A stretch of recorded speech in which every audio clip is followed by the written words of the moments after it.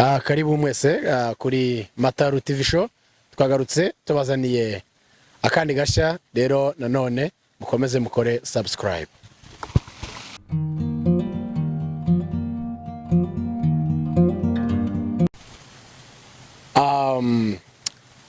Okay, rero ngaha twaje nayiragiye mu gacyamo icyamurira ibondo nyiragiye mu gahinga ihingana amagaju inka yanjye ningabe nyita ruhimbaza nayihawe na sebuja w'ibikaka wiriwe jibe.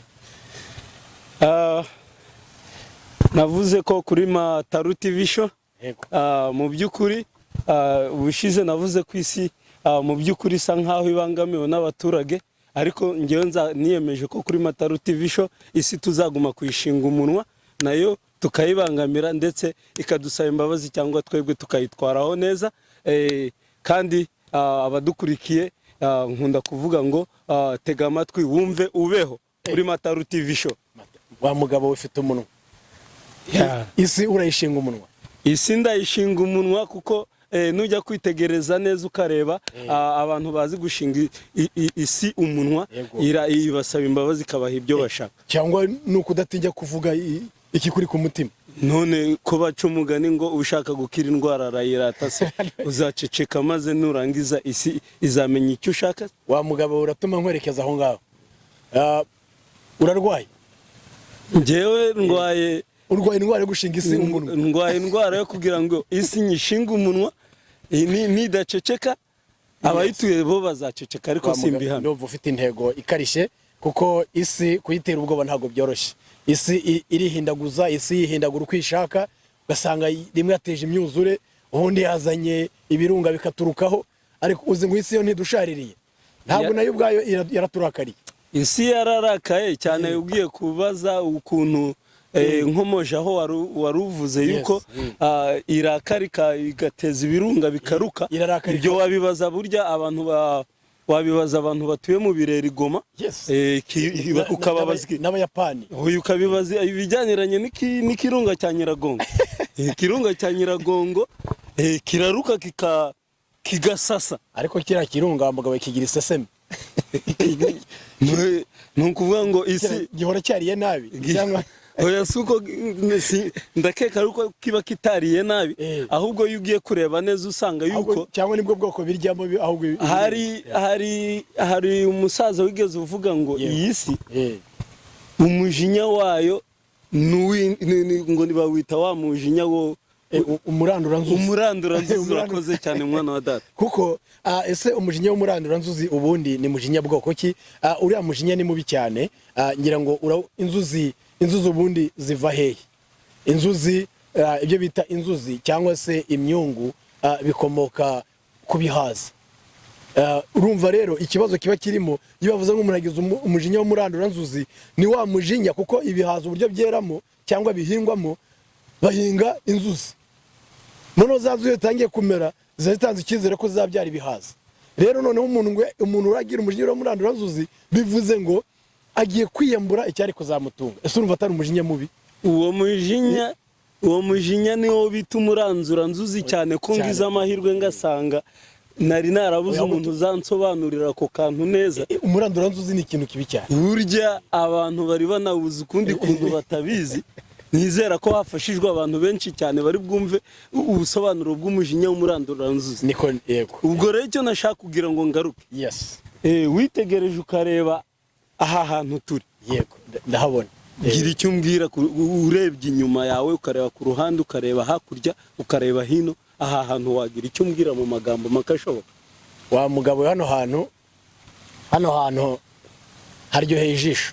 Icyo kintu cyo mu by'ukuri, kandi utangiye uvuga ngo urahashinga umunwa, ahari ushobora kuba ufite ikintu uri buvugeho kundusha, kuko ngiye nkurikije uko watangiye ufite ubukana n'ubukaka. Rero ubwo bukana n'ubukaka ndumva ahubwo aha hantu sinzi ushobora kuba afite amateka nke ntaza yariyo uri buze kudusobanurira, ahubwo wowe ngiye nkurikije ndabona ahantu ari heza. Nicyo cyonyine kibimbwira. So gusa nanone harabura ikintu kimwe. Iki giti y'abakeraga imbuto kimeze nka wa mutini wavumwe na Yesu, kumbona nayo n'amababi gusa n'amashami. Nibyo burya bajya bavuga ngo amaso areba byinshi ariko yose ntabona kimwe cyangwa amaso yerekwa byinshi ibindi akirebera. Urebye neza nge hano sinzi ko ibyo nitegereje ku ruhande rwanjye ari imbere ari inyuma n'ibumoso iburyo nshobora kuba narebye ibitandukanye n'ibyo warebye, ariko urebye neza urasanga ko wa mugabo wari uherutse kubona ahantu amazi yiburungushura ukibaza ikiri kuyaderanja imva kuzimu, ukabona amazi ntakama, urabona ari amazi ataryoheye amaso. Ibi bintu sinzi niba wayareba. Ibi nibyo bita ubwiza nyaburanga. None rero nsimbutse gatoya, iki giti uvuze ngo cyari cyiza ariko ndi kubona cyabuze ikintu bita kwera imbuto. Ese ugira ngo harya washaka ko cyera amazabibu kubera tuyarya, njye ndi kubona cyareze imbuto, cyaragerageje kuko imbuto igihamya cyuko cyeza imbuto ni naya mashami mashyashya uri kubona atoshye, ndakeka ari imbuto zibaza aba yavuye mu mbuto. Aribyo ndi kubona bigiye kumera nka zo wenda hari baraziriye, kandi burya ikintu cyose iyo kigeze igihe cy'isarura kirasarurwa kikagenda. Wenda hari wasanga tuje mu gihe isarura ryararangiye byarariwe. Rero tonto sasa mu by'ukuri mu kanya wigeze kumbaza akantu nagatekerejeho. Wigeze kumbaza ngo se birakwiye ngo ko abantu bavuga ukuri kwinshi cyangwa bavugisha ukuri kose, ngo cyangwa ngo ukuri birakwiye ko abantu bajya bagira ibyo bahishamo kuri kugira ngo amahoro aboneke. Ese kira kintu wakimbajije mu by'ukuri ndagira ngo tunagikomozeho. Ese ubundi ukuri ni iki? Ukuri ni iki? Urakoze cyane. Ndakeka yuko ikibazo nakubajije cyuko ese biri ngombwa yuko abantu bavugisha ukuri. Yego. Usubiye inyuma ukareba ukuntu ubuzima buba bumeze, ukurikije uko iyi si n'imiterere yayo iremetse, ndetse unakurikije uko iyi si tuyibayemo, kuko nanone hari uburyo iremetse, hari iyo tuyibayemo n'uburyo tubanye n'abandi, imibanire y'ikiremwa muntu. Ese ubona mu by'ukuri kuvugisha ukuri cyangwa se kuvuga ukuri, ko iyo umuntu avugishije ukuri ubwo nta kintu aca ku ruhande, ese ahari bigira ngaruka ki? Ariko kandi wibuke kutubwira nanone, utubwira ukuri ni iki? Nicyo nahereyeho, ukuri bundi ni iki? Ndakeka ntawe utarumvishe ari abakurikiye Matalu TV show kuri uyu mwanya, badukurikiye kandi biteguye kuryoherwa n'ibiganiro byacu. Buri wese ndahamya ko abenshi muri bo bumvisha ijambo ry'uko ukuri kuraryana. La vérité blesse mu Gifaransa. La vérité blesse. Urumva ko harimo akantu ko batuzi n'izindi ndimi.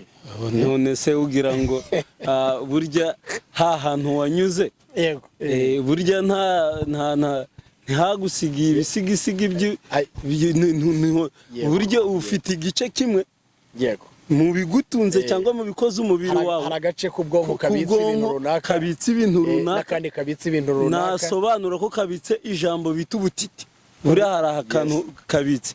Ubwo rero abavuze ko ukuri gukomeretsa, nashaka kwihutira kuri cya kibazo nabaje kugira tugisobanure.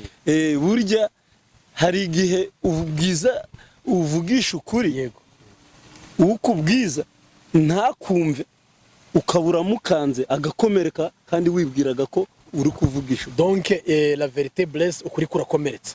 Kuri kurakomeretsa cyane rwose. Rero badukurikiye mwese kuri Matalu TV show, tubabwire ko tugiye kuganira ku kintu cyitwa ukuri. Ese mu by'ukuri kubera iki ukuri gutinyitse? Kubera iki ukuri abantu bagutinya? Kubera iki niyo ukunda kuvuga ukuri cyangwa se uvugisha ukuri uri umunyakuri cyangwa se uri inyangamugayo abantu badakunze kukwizera cyangwa se bakagwisha byinshi kugira ngo utazabivuga? Ese mu by'ukuri niba abantu badashaka kumva ukuri, ese dushimangire ko ikinyoma aricyo gikwiriye gukoreshwa cyane mu bantu? Nicyo kiganiro tugiye kugirana muri uyu mwanya na Bosco Jibe. Jean Bosco inaha, ariko ngira ngo inaha Jean ntabwo bajya bahimenye. Ni Jibe. Ari umuntu yabandikiye amazina ye uko yitwa Jean Bosco bakamwita ngo ni Jini uko bavuga ngo ijinis y'ipantaro nabo bakavuga ko bamenyere kuvuga ijinis ni wabwiye ngo yitwa Jean batasoma ngo ni Jini you see rero aribyo twavugaga wari dukomejeho mu kanya kakano ko barize mu ubundi buryo bw'ururimi burya ntago uvuga ururimi rumwe nk'inka ntago uvuga ururimi rumwe nk'urw'inka cyangwa se n'indi nyamaswa yari yo yose burya inka tuyiziho yuko ari inyamibwa inka tuyiziho kunywa amata cyane rero nukuvuga ngo kuba barayise inyamibwa yego iranyobwa nyine kugeza kuvugisha ukuri nk'uko inka ntago bizanakunda ya nshuti y'Imana ntago kandi koko ibintu bikomoka ku nka nta muntu ujya ubibeshyera umuntu abivuga nk'uko byakabaye niba uvuze ngo amata n'umweru aba ari umweru ese mwana wa data niba ntibeshye ntago uzi ko inka ikamwa yera none se inka yakamwa yera yarangiza ikagira icyasha nta cyasha cy'inka yego pe n'igifite abari ku mubiri ariko ku mata nta cyasha yego rwose kuko rero nshuti y'Imana none iki kintu cyitwa ukuri bantu mudukurikiye kuri Matalu TV show dushaka namwe kubabaza muzaduhe ibitekerezo byanyu kubera iki abantu batinya ukuri iyo umuntu ese Bosco iyo umuntu akubikije ibanga abagusabye ngo uzarivuge cyangwa abagusabye ngo uzabihishe uko bishoboka aho ngaho biraza kungora kugira wenda icyo ndi bugusobanure kijyaniranye nuko ushaka kubyumva kuri njyewe burya ibanga ribikwa na nyiraryo burya washoboye cyangwa se wamaze gutera intambwe yo kumva ko ibanga ryakunaniye uri buri bitse undi muntu waba watsinzwe birashoboka ariko nanone muri iyi si tugezemo ya none ubunyamabanga byabaye ikintu gikomeye cyane kubera ushobora kubitsa ibanga nk'inshuti yanjye kimwe nk'uko nawe ushobora kumbitsa ibanga nk'inshuti yawe noneho ndetse iyo bivuye ku rwego rw'umuntu ku giti cye cyangwa se ubucuti busanzwe cyangwa se imiryango kuko igomba kubikirana amabanga bintu bigera no ku rwego noneho ku nzego ziremereye z'amareta ugasanga ngo leta ifite umunyamabanga runaka ukuri umunyamabanga mu bintu binibi ese urumva ko ikintu kibanga cyageze ku rwego ruremereye kino kintu kibanga ni ikintu kitoroshye kucyumvisha kuko cyabaye ikintu cyagutse cyane ku buryo kukifatira mu mbibi ntoya bitoroshye na gato ndakeka kugira ngo wenda twihute abadukurikiye abakunzi ba Matalu turavuga ku ibanga ba Matalu TV show mu by'ukuri turase tubangura tugira ngo tuze kudevelopa cya kintu cyo kuvuga ngo mbese isi yego biri ngombwa ko tuvugisha ukuri cyane cyangwa ni kuki ukuri cyangwa dukomeza duhishanye kuko n'isi ubwayo ishobora kuba ari ibyo duhisha hari ibyo cy'ubunyamabanga sindi bujye kure yaho nahereye ni ukuvuga ngo nubwo ugira inshuti wizera cyangwa wumva inshuti yawe wizeye wajya kubitsa ibanga ntago ari 100% yuko iryo banga izaribika mbese ntago bitanga icyizere 100% cyuko iryo banga rizahora ribitswe ibanga nyabanga niryo wabika mu mutima wawe nkasimbuka mvuga nti isi rero kuba hari ibyo nayiduhisha nibyo ni ibica amarenga yuko nyine rimwe na rimwe kwa kuri twavuze ko gukomeretsa bitewe n'impamvu bitewe n'ubibibwiye bitewe n'ibyo ushaka gukora bitewe n'uburyo ushaka kugaragara hari igihe ukuri kuvanga no kubeshya kugira ngo ibintu ushaka kusobanura cyangwa ibintu ushaka gukora cyangwa icyo ushaka kumarira umuntu ugere ku ntego ariko uremeranya nanjye ko muri iyi minsi ikinyoma gikoreshwa cyane kurusha ukuri cyane ndabishimangira cyane yuko akenshi uzajya gusanga yuko muri iki gihe aho igihe kigeze iyo ubonye hari icyo ushaka kumarira umuntu akagira mu byo yakoraga ukabona ashyizemo ibintu bitameze neza cyangwa ntabwo yabinonose nk'uko bigenda aho kugira ngo umubwire wabyishe uramubwira ati hangane wabikoze neza ariko ngo hari icyabuze urumva se atari ikinyoma yego nukuvuga ngo umuntu urimo kumushyira mu cyizere ariko ukoresheje iki akantu k'akanyoma kishe ariko uri gushira imbere cyane yego urumva rero ni ikindi kintu gikomeye ari naho rega tuye tureka kwirengagiza ibintu bihari niyobokamana ni ibindi umuntu aba adasobanukiwe cyane mu bwenge bwa muntu uko bisa n'ikintu gikomeye ariko ntekereza neza uko tubyumva ntekereza ko neza n'umwana w'Imana Yesu icyatumye agera ku iherezo yo kwicwa nuko yaje yitwaje ukuri na Bibiliya iravuga ngo muzamenye ukuri niko kuzababatura ese mu by'ukuri Yesu yaje avuga ukuri cyane avuga ati mukora ibi bitunganye mukora ibi mureke ibi bigeze ubwo abantu bamugira umwami mu gihugu kiri mu ndi mwami ari nabwo habaye icyaha kigeragezo cyo kumva ko wa mwami agiye guhangana n'undi mwami no bituma wari wicaye ku ntebe ukomeye kuri uwo mwanya agira ate arakarira wa wundi kuko yakunzwe cyane n'abaturage hanyuma agenza ate yifuza kumurangiza kuko nta bami babiri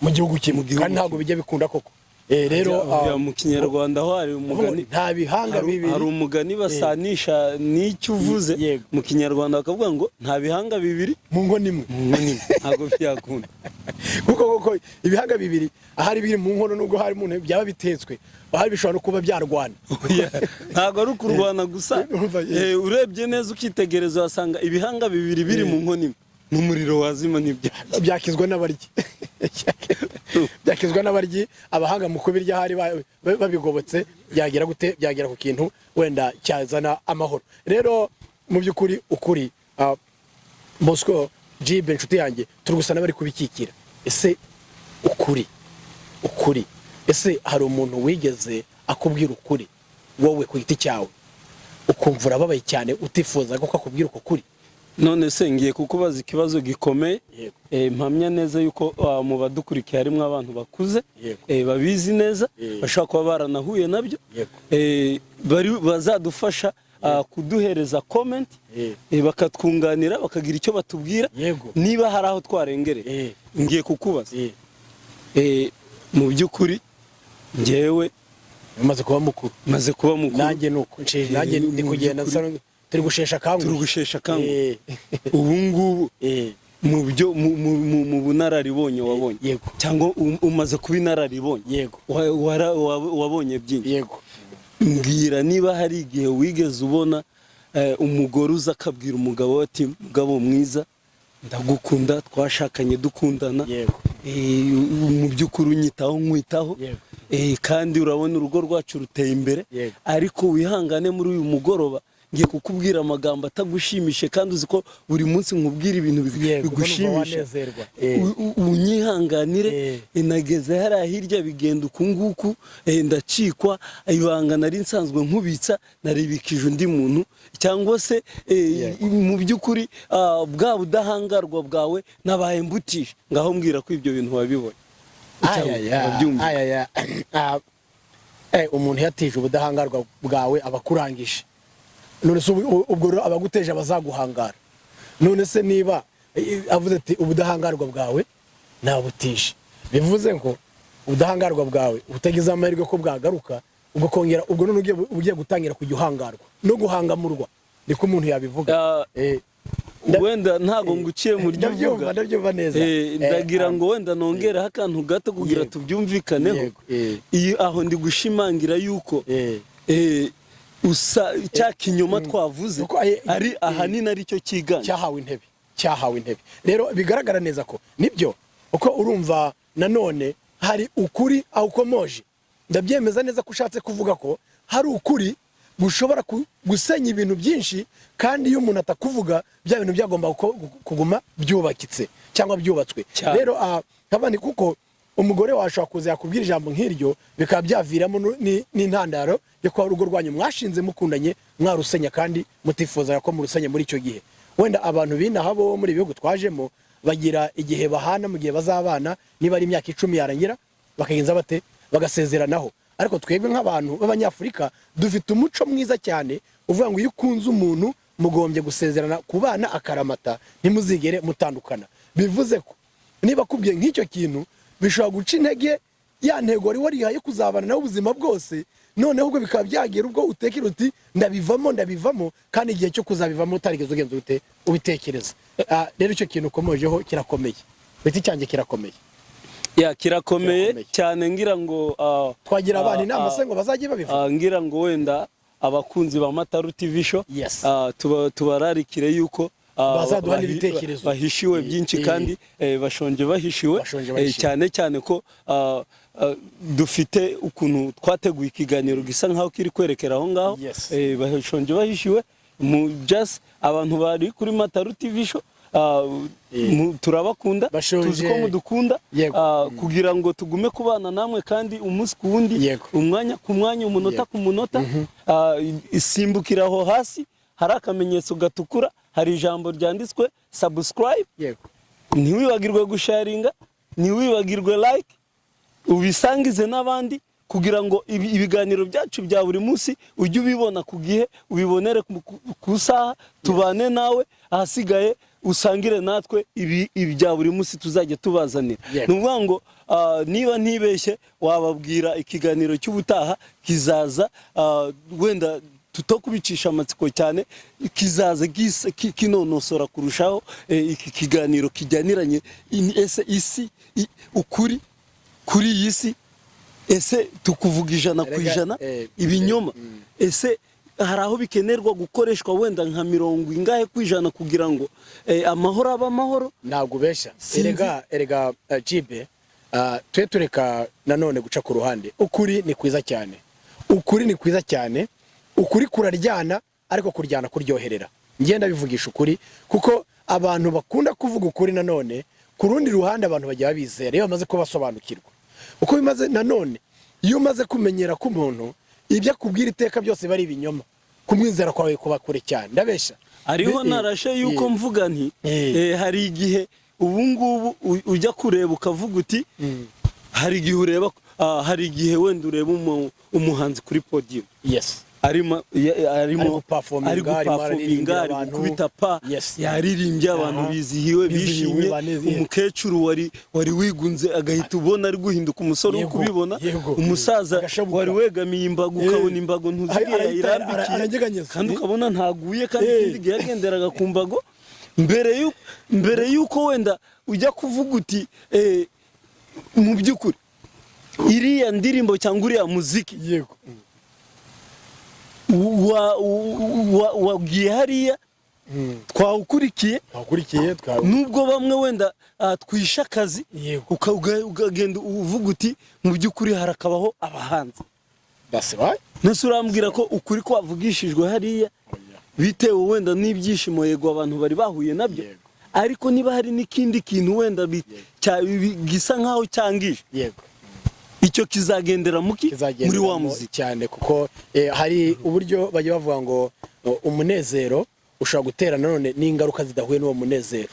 Uyu umuntu yanezerewe cyane, hari izindi ngaruka mbi zishobora kunyura muri wa munezero, nugasanga ibyari byakunejeje nyuma yaho umuri mwanya runezera ko nyuma yaho bikagusharirira. Rero tujye twirinda kunezerwa hanyuma ngo dusaye cyangwa se bitugushe mu gusamara, kubera ko hari ubwo umunezero ushiduka kugushije mu kababaro. Rero iyo twavuga ku kuri bakunzi bacu ba Matalu TV show, mukore subscribe, mukore like na share, ndetse noneho turi kumwe namwe muri byose. Ariko twongera dusubira ijambo, mushonje muhishiwe birashya bishyira ku meza nakagaruka. Les amis de Matalu TV show, nous continuons à être avec vous.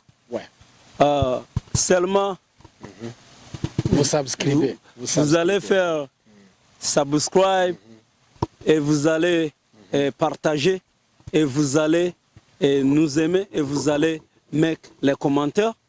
Et c'est pour la fois prochaine. Nous sommes avec vous. Nous vous aimons. Nous connaissons que vous nous aimez aussi. Nous autres, nous sommes ensemble. Et vous allez avoir beaucoup de choses après de ce moment. Merci beaucoup. Ifaransa turagitwitse.